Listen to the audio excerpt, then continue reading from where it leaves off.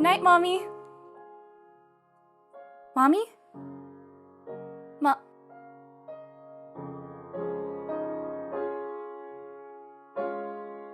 We sat grown quiet at the name of love. We saw the last embers of daylight die, and in the trembling blue-green of the sky, a moon. I like that one. Do you ever wonder what it looks like on the inside? What? The moon. What it would look like if we sliced through it? What's inside of it? Always thinking about the moon. That's not an answer. I don't know. What do you think's inside?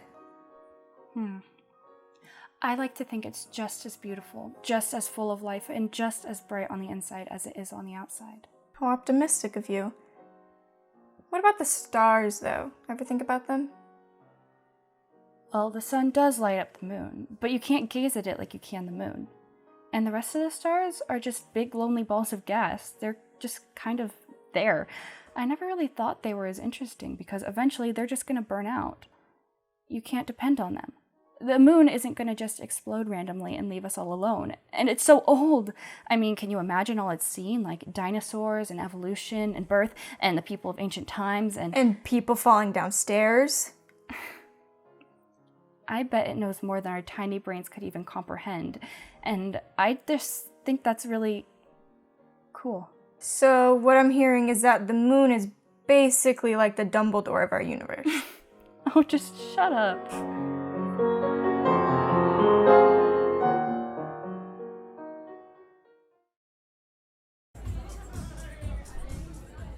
Mind if I sit here? Go ahead. What you reading? Oh, I'm sorry. I just did the thing that makes everyone hate you. What? When you're reading a book and some nosy neighbor comes up and asks, "What are you reading?" And you're all like, "Well, it's clear you understand I'm reading right now, so don't bother me." At least that always annoys me, and I just did it, and now I feel like an idiot. No, it's fine. Don't sweat it. It's just a poetry book. Mostly love poems. It's kind of lame anyways. Then why are you reading it? I was bored out of my mind when I visited my parents last weekend, and it was the only option that didn't seem like I would have anti-vax propaganda shoved down my throat. Understandable. This party must be pretty bad if you're resorting to reading a book you think is lame in the corner instead of actually speaking to real people. The poems aren't that bad. I bet you actually like reading poetry, but you're too scared to say it in front of people because you don't want them to think you're pretentious. You make a good point. It is a risk that people, not me per se, who like poetry may face. Truly tragic. You'll have to hide from the world your soft side and your love for the rhyming couplet and the romantic triplet and the vibrant quadtuplets. You'll never get to fulfill that side of you that wants to wear patterned pants and teach high schoolers about the magic of words. Dead Poet Society. I watched it last week and it's on my mind. That poor boy. Anyways, your secret's safe with me. Wouldn't want you to become uncool and stop getting invited to these parties, which you seem to really be enjoying. You know, I would be okay without them. I was forced to be here, if you couldn't tell. My friends thought it'd be good for me to get out of the library and chillax for once or something like that. Ah, I see. A reluctant partygoer. I would never have guessed. I'm Talia, by the way. Nice to meet you, Talia. I'm Rowan. Pleasure's all mine. Want a drink? You know, I think I'm okay for now. Sure. Oh, God, what is this? It's my own creation, and not for the weak stomach, I might add. I could have used a warning. But didn't I make this night a lot less boring? Now you're going to look back on tonight, and instead of remembering the loud music and the fact that you sat in a chair reading smutty rhymes the whole time, you'll remember the crazy girl who poisoned you after only a few words conversation. You're not wrong about that. Talia, my murderer and my savior. You know what? This party really does suck. Would you want to go outside and get some air or something? Why not trust a totally random stranger who makes bad drinks? You have to pinky promise you won't try to kill me again, though. God, I'm ready to get out of here. Should you say bye to your friends first? Nah, they'll survive. Welcome to my favorite place in the world. Whoa. I've never seen so many stars. I told you it was going to be worth the walk. Just wait till the moon peeks out of these clouds right there. Isn't it supposed to be a full moon today? It's your lucky night. You were right. About what? You making my night a lot less boring. Hey, Starry Eyes, can you help me out over here? Nice bag, Mary Poppins. I come here a lot, and there came a point where I decided I should just always keep some emergency moon-gazing supplies in my car. Always prepared to go dreaming. I guess. A lot has happened since I graduated last year, and this has become like a safe haven for me, a place where I don't have to do anything but sit and watch the sky. Cookie? What are you doing, you heathen? What? Oh, plenty of people eat Oreos like this. Well, then plenty of people are also heathens. You've got to really enjoy the cookie in its entirety. They wouldn't have made it a sandwich cookie if they didn't want you to eat it like a sandwich. Do you take the bread off your tuna sub and eat it separately? I guess not. Yeah, I thought so. What are you thinking about when you look at the moon that way? What way? Like, you've never seen anything so special in your life. It's just so mysterious, you know? Look at it. I don't understand how anyone isn't just filled with wonder when they see the moon. It just hangs there in the sky, watching over us. Don't you have anything that you could just get so caught up in that you just think about it constantly? Well, I guess the way you love the moon is kind of how I feel about life. Like, we all have one life, and I feel like no one really gets how special it is to have that one thing that's just theirs. That's why I want to be a doctor. Everyone's lives are connected in their own way, so each person I help is like taking one step closer to changing the world. Wow. So you're a medical student? Yep. I take classes during the day, and I work in the bar on daily at night. Geez, I'm just a waitress at a tiny rundown cafe. My life isn't nearly as interesting. Hey, don't say that. Cafes are an essential part of life. It's coffee, it's food, it's good music, it's a place to study. You, my lady, are a superhero to mankind. Your pastries make everyone's day better. Your coffee keeps students from falling asleep during class. I think it's a great job. I didn't realize you felt so strongly about cafes. Well, I do. So, you're a student and you work at a bar? That sounds like a lot of work. It is, but it'll be worth it once I get my degree and get to work. Besides, it makes rare moments like these when I'm not drowning in work and papers so much more special. Stop looking at me that way. What way? Like you. I've never seen anything so special in my life. Why don't you read me some of those poems you were talking about? Show me your favorite. How about... this one's a good one. Better go down upon your marrow bones and scrub a kitchen pavement, or break stones like an old pauper in all kinds of weather, for to articulate sweet sounds together is to work harder than all these, and yet be thought an idler. Oh God, this is heaven in comparison to that shit party. You mean you don't love edgy techno music that blows out your eardrums? What kind of a millennial are you? I live for those repetitive drum lines and auto-tuned voices. I mean, come on. Oh, the humanity, make it stop. Make it You'll stop. never stop me. I will come to your home and fill it with my electronic cacophony. No, make it stop. You're beautiful. It's just the moonlight. No, you are beautiful. Your hands are cold.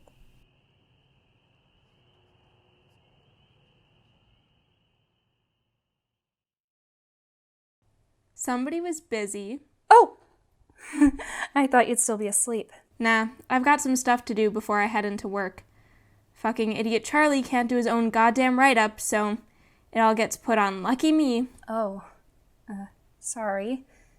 Want some coffee? Well, What? how was it? The guy I saw you sneaking out with not so discreetly yesterday? Was it any good?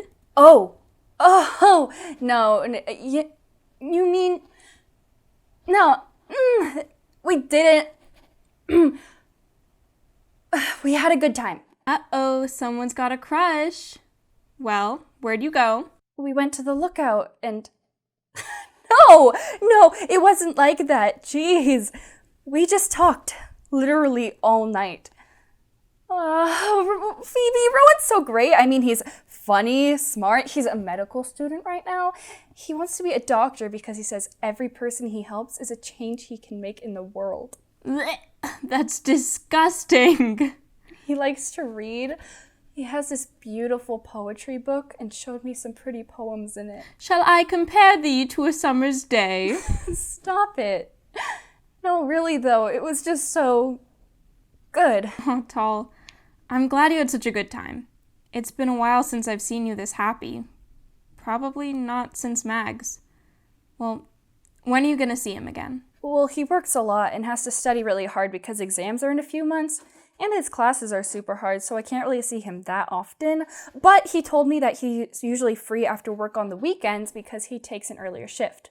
So we're meeting again Saturday night. That sounds like he doesn't really have much time for a relationship.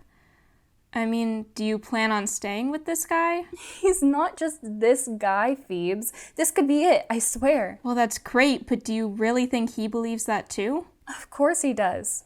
There was this just like pure energy between us. You would get it if you were there. Well, we're gonna meet at the Lookout around 10 again next week.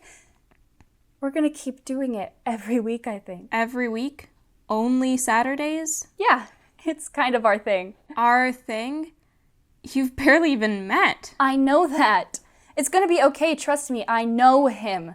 I have a shift at the cafe later today, so I'm gonna get a few hours of sleep in. I know it sounds insane, but imagine we're two moons. As I wax, he wanes to make room for me, and we fit perfectly in the sky. It's like we're meant to be. I swear I'm not crazy. Hold on, at least let's see what Olivia has to say about this. Wait, what am I saying? You know, this really isn't necessary. Talia met this guy at a party last night, and they ended up going to the Lookout and talking all night long, which is fine and cute and all.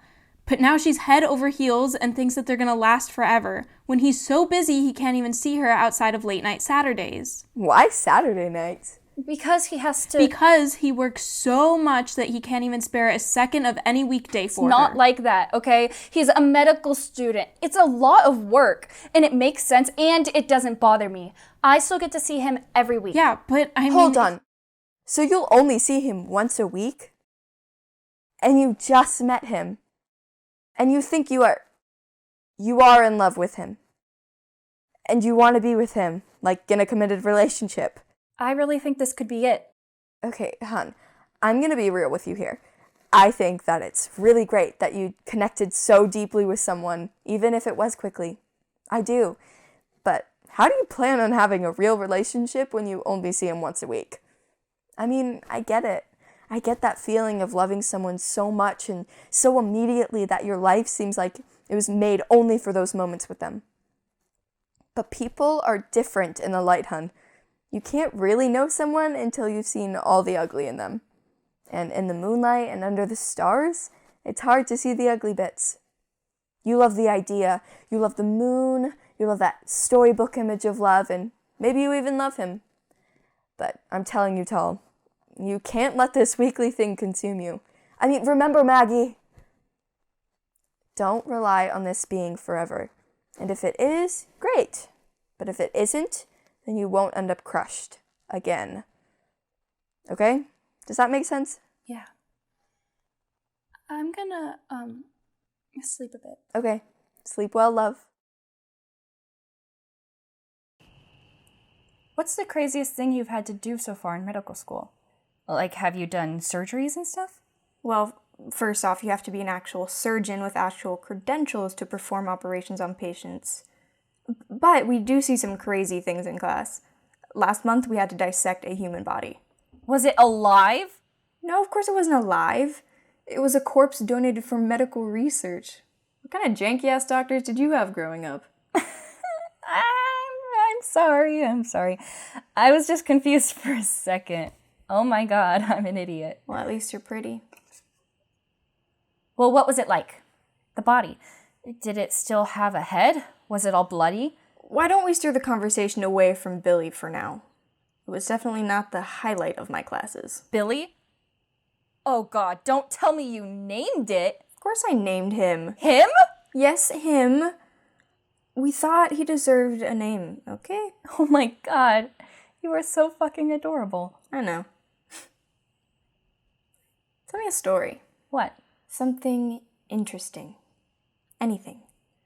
About you, or your childhood, or I don't know. Something you think about or remember well. Gosh, actually, I was looking through some old sketchbooks last weekend, and it reminded me of this dream I used to have when I was young. Like, really, really little. Reoccurring dream. Where I would wake up and my room would be transformed into the night sky. I'd be floating in space, all alone amongst the stars. The first time I had this dream, I was terrified. All I wanted was for my mom to come bring me back to Earth and out of the cold. But then the moon appeared in the sky, all full and glowing. It would light up the darkness, and I would run towards it to warm myself up again. The moon would smile at me and open these great big arms to hold me close. We'd dance together, play together, run around in space, and I wasn't afraid anymore. Because the moon was there. The next time I had that dream, I wasn't scared. I couldn't wait for the nighttime where I would go to sleep and dance with the moon again. God, I used to have that dream almost every night. But then it got lonely again. I was growing up, and I thought it was too cool for fantasies like dreaming about the moon. The moon was thinning, and I let it, because I figured no one would get it. No one would ever want to dance with me and the moon and the stars. Now I can barely remember anything about those dreams, and I hate myself for letting that happen. You seem to remember a lot, though. Yeah, I guess. There was a lot more to it. I just always drew whatever I could remember the next morning, and that's about all I have. But I kind of always thought people would make fun of me for my smiling moon, so I actually haven't told anybody about it since I was like 7. Except you. Well, maybe one day I can join you in the sky. Show you some of my moves. I used to do ballroom dancing, you know. No fucking way. What don't you do? Want to find out? Oh, God. If you ever did make it to the moon, would you dig to the center to find out about the inside? Yeah, I would. I want to see all that history. What if it was empty? That would never happen. The moon's getting lower in the sky now. What time even is it? I don't know. We've probably been here around like 5-6 hours-ish. Time flies. When can I see you again? I don't know. I'm constantly working and studying. My exams are coming up in a few months. But actually, Saturday nights I usually have some free time. We could meet here again around 11 p.m. Until I get finished with all this work, I really can't do any other time. Any time with you is worth it. I'll be right here at exactly 11 next Saturday for our new little secret. You're just so perfect. I don't ever want to go. I know. Why don't you finish that poem you started reading earlier? Sure. A moon, worn as if it had been a shell, washed by time's waters as they rose and fell about the stars and broke in days and years.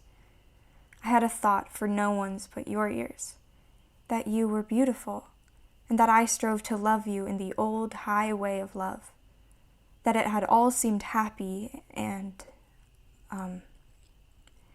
that's it. Beautiful. Well, I guess we gotta walk back down now. I actually don't live far from here, so I'm gonna head the other way. Oh, okay. Well, I guess this is goodbye for now. I guess it is. I know it's only a week till I see you, but it seems like such a long time. I know. See you soon.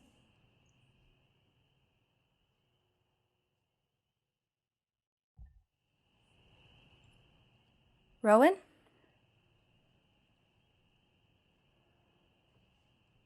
I had a thought for no one's but your ears, that you were beautiful, and that I strove to love you in the old highway of love, that it had all seemed happy and yet we'd grown, as weary-hearted as that hollow moon.